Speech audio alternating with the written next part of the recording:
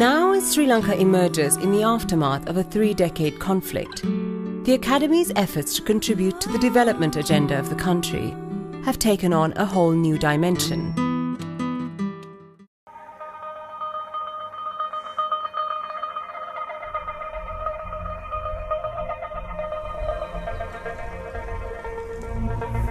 Sri Lanka is awakening after a 3-decade war. For people who lived in the war zone, peace is ushering in new hope and optimism.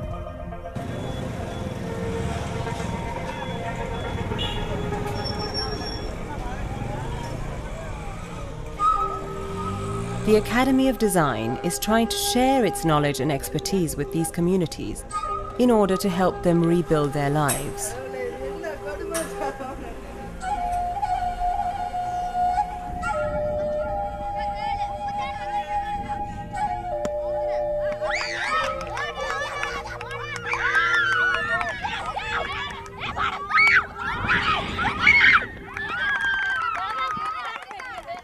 In this remote village far north of Sri Lanka, a team of designers from the Academy are working with a local artisan community to look at ways to develop their craft-based products.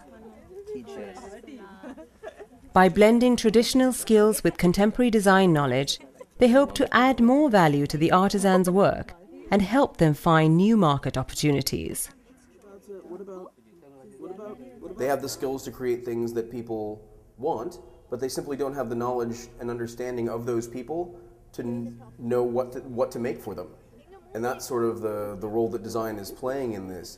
Based on contemporary trends, it's creating market-led market avenues in places that they've never tried to sell these things before. You can weave a stick. Right now we're working in 5 districts, Mena, Mullaitivu, Jaffna, Ampara and Batticaloa district. We have chosen those because that required our immediate intervention. Plus, all these districts had something to offer before the conflict. Here in Mannar, in the northwest of Sri Lanka, another community is developing crafts made from the Palmyra palm. Most artisans involved in the project were directly affected by the war. It destroyed their homes, disrupted their way of life, and took away their loved ones.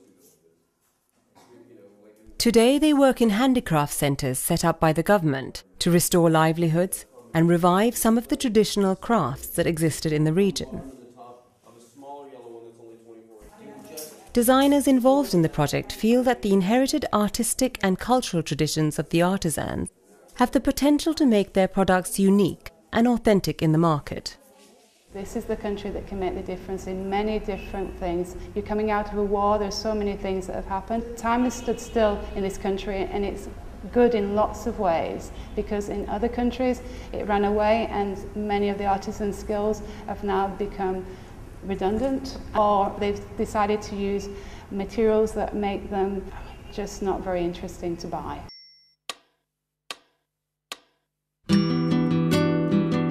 As a school, we have a huge base of students, obviously. Students who are Tamil, Muslim, Sinhalese. So therefore, AOD has an opportunity to engage many different people with the communities out there.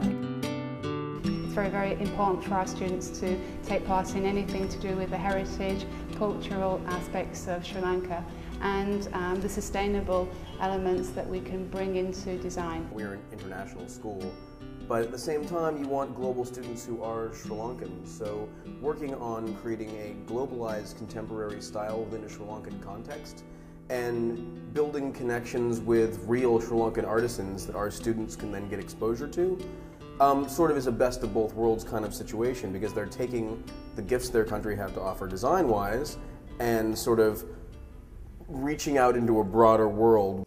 Because she had some boxes and she cuts them and took the bottom. It has been quite interesting because we have been experimenting with a lot of dyes and a lot of weaves and trying to make new techniques of weaves, you know, working together.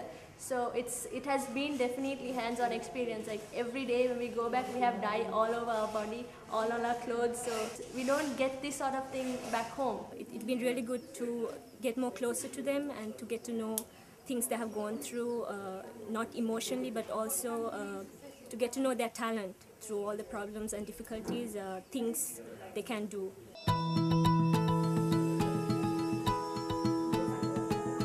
I am astonished about their enthusiasm and the will to take on these projects and how they've engaged with our students and our designers that have been working with them. They want to learn, they're hungry to learn, they're passionate actually about what they're doing. They've been making the same basket for so many years, and all of a sudden somebody brings them something and it's not the same colour and it's not the same size, and it's a challenge to start off with, but then at the end of it they manage to do it, and you see their faces and that excitement in their eyes and you feel, wow, we've done it.